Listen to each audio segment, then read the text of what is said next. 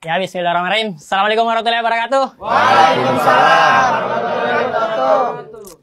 Kita gas tipis-tipis ya, teman-teman. Saya Alwi, saya itu kuli bangunan, teman-teman. Saya buang puntun rokok di kejaksaan.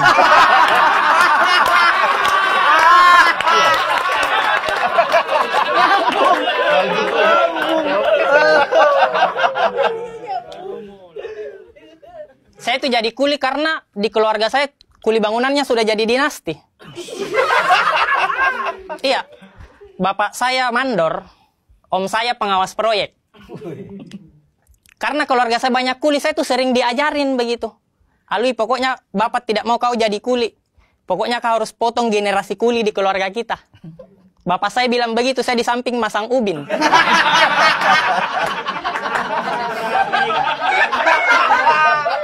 Tidak dipaksa sih, tapi dilatih. Tenang nak, nanti bapak bukain jalan. Kebetulan pengawas paman kamu kok. Mungkin situasi seperti itu teman-teman pernah terjadi di keluarga politisi. Mungkin ya, mungkin. Mungkin ada bapak-bapak bilang sama anaknya, nah pokoknya bapak tidak mau kau jadi politisi. Kau fokus jual pisang saja.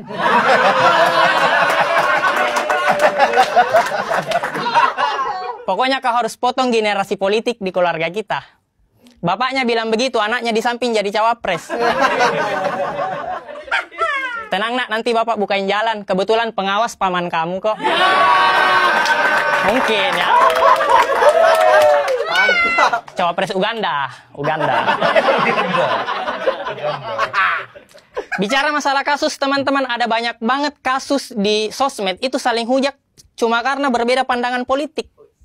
Ya maksud saya orang yang merasa dirinya pintar berpolitik, kenapa tidak ambil contoh ke kuli deh? Kuli bangunan kalau kerja, baju partainya beda-beda, tapi akur bikin rumah loh. Iya kan? Iya kan? Iya. Benar. Karena kalau kuli bangunan bekerja berdasarkan visi misi baju partai yang dia pakai, kacau. Iya. Karena Indonesia ini bisa maju, teman-teman. Kalau kita ambil analoginya sama kayak kuli bangunan membangun rumah. Rumah ini bisa maju karena kuli-kulinya itu saling bahu-membahu membuat rumah. Dengan satu arahan dari mandor, pemimpin proyek. Cuma yang jadi masalah, rumah yang sekarang, yang lagi dibangun, kuli-kulinya saling sikut. Karena mau jadi mandor. Karena mandor punya uang, punya kuasa. Jadi kuli ini saling sikut berdasarkan visi misi partai yang dia pakai. Sehingga banyak menimbulkan kasus-kasus yang berat.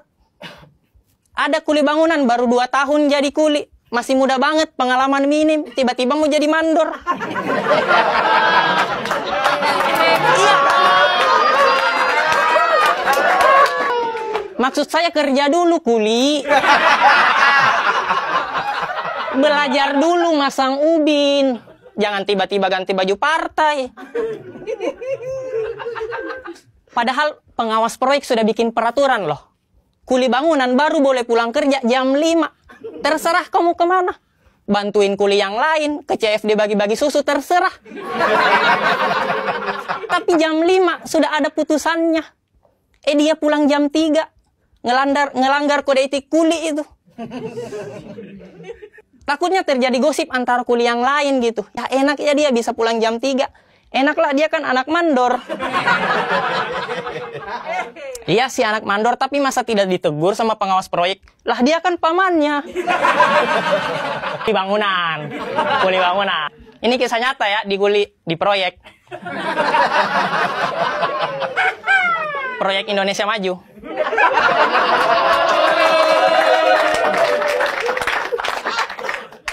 Ada lagi kasus berikutnya.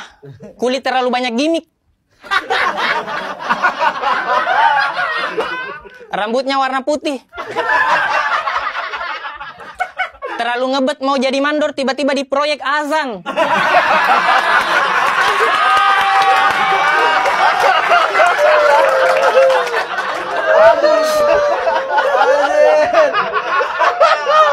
Kau kan mau jadi mandor ya, kenapa azan? Pengen banget dibilang kuli agamis gitu. Ini kuli identitas ini. Om Ded, saya bisa tambah durasi tidak? Boleh. Kuli ini Boleh. banyak kasusnya ini. Banyak kasusnya. Tiba-tiba agamis, terakhir dia tiba-tiba di proyek nonton bokep. Kita kan bingung lihatnya ya. Yang paling parah, paling viral, dia pernah melarang anak muda main bola di lingkungan proyek. Padahal anak muda sudah mau main bola di lingkungan proyek, tapi dilarang, akhirnya batal. Anak muda kan mau main bola ya dikasih bola, Pak, jangan dikubur mimpinya. Iya kan? Anak muda kan mau main bola ya karena mau ngangkat piala, bukan mau hidup terjamin karena diangkat karyawan. Iya kan? Ada lagi kuli bangunan. Disuruh sama pemilik rumah ngurusin ruang tamu. Di mana kita tahu ruang tamu adalah ibu kota dari sebuah rumah. Karena tamu datang di situ. Tapi ruang tamunya masih banjir, banyak polusi. Kita sih tidak masalah karena kuli ya wajar, ada kekurangannya kan. Cuma yang jadi masalah di saat dia mau jadi mandor, dia tiba-tiba menjanjikan kemerdekaan bagi rumah yang lain. Kita tidak percaya.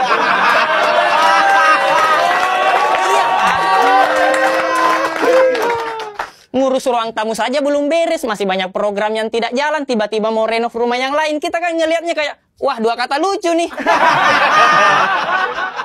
Kuli pembual.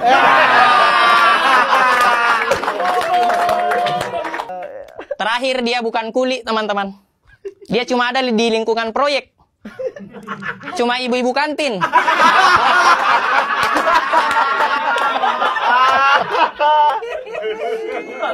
Cuma ibu-ibu kantin yang jual keratindeng yang logonya banteng. Merasa dirinya punya kuasa karena dia anak mandor yang pertama.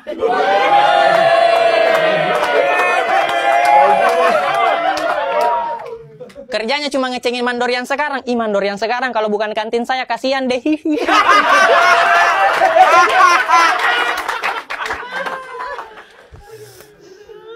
Tapi ini bukan tentang mandor, teman-teman. Ini tentang rumah yang ingin kita bangun. Rumah yang sejahtera, bebas dari korupsi. Karena percuma punya mandor gelar insinyur, etos kerja yang tinggi, sampai turun ke gorong-gorong. Kalau mau kerja, izin dulu ke ibu kantin. Saya malah kasihan sama mandor pertama, pencetus pembangunan proyek. Dia pernah bilang perjuangan saya tidaklah berat karena melawan kontraktor dari luar.